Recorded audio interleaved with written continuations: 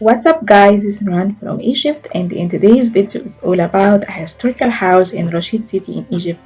It's called Amasya house. I hope you enjoyed and let's get started to the video.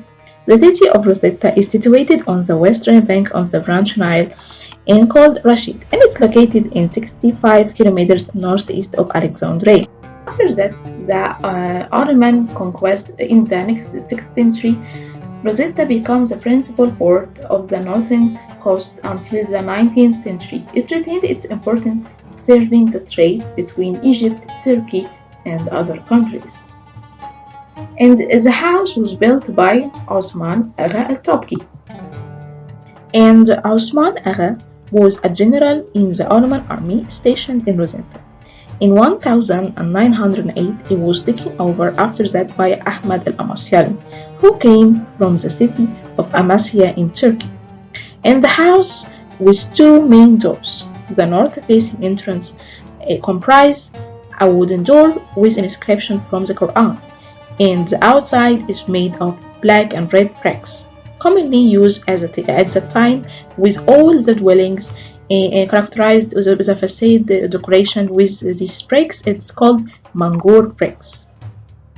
Let's get into the ground floor, and as you can see here, the floor is for the receiving the guest or people. It's like a reception hall and surrounded by a booth for sitting and also surrounded by windows also. And this ground usually for storehouses and also stable for horses, cistern, and you could see the wooden ornamented ceiling. So let's get into the office of Osman Agha Al Tobgy.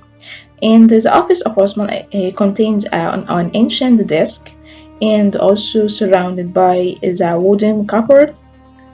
And this ceiling is characterized by an ornamented ceiling. It's in a shape of stellar dish decorations, and it's very unique. And actually, you could see the wooden ornamented barrier lies on two marble columns and pointed arc. And this is room actually surrounded by windows and also wooden cupboard inside on the wall. And this cupboard is used for many purposes for putting things inside. And let's start with the ascending stairs. And ascending stairs had a wooden handrail on both sides and it's designed to grasp by hand.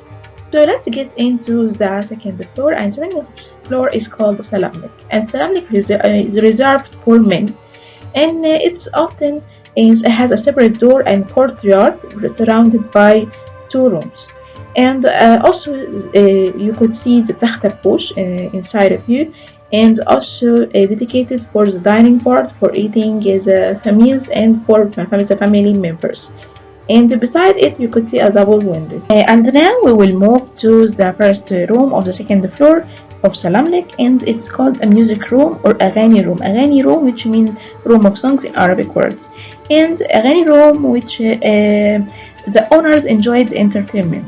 As you can see, there is a windows, and the windows it's for to force the light through it, and also a wooden cupboard to reduce the load of the wall. And this room contains cupboards on the wall, and also you could see a partition.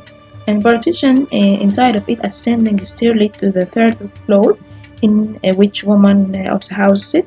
You will find a separate spacious balcony above, like a compartment, which was where the woman lounged to enjoy the show out of sight of men. And this is the second room, and also you could see also a partition, and inside of it a ascending stairs leading to the balcony for women to lounge. Now let's get into the third floor, and the third floor is called Haramlik and reserved for women. And this is the first room, and the first room surrounded by something is very unique. It's called Mashrabiyya. Mashrabiyya is an architectural element which characterizes the characteristic of the traditional type of projecting oriel window. As you can see here, oriel window is in a form of bay window. This is a shape of bay window, which means protrudes from the main walls of the building but doesn't reach to the ground, and enclosed with carpet wood lattice work, as you can see. supported by 4 poles, and it's for women watching out of sight of people, and supported, and also it was traditionally used to catch wind and for passive cooling.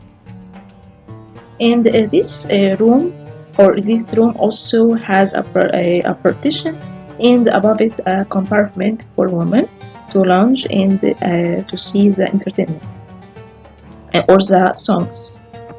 Let's get into the second room of Haram Lake. And as you can see, a new conservation project started to take shape by ARCE and Bedouin University, the Italian university. And a new project started to take shape, and they made a restoration for it. And this initial assessment of the preservation, including the identification for materials using the original construction of walls and woodwork. And they removed all the restoration planks and beams, and they did very well for transform the Amasya house into a culture hub. And last thing, you could find the private kitchens and bathroom, and also passes through 3 steps, cold and warm and hot. And they use as a heating system of it. It use a clay pot, and they could turn on the flame, and also they cover the pot with cap, and this could and this heating system could heat up the room very well. And thanks for watching, and see you for the next time. And don't forget to support me with a like and subscribe to my channel.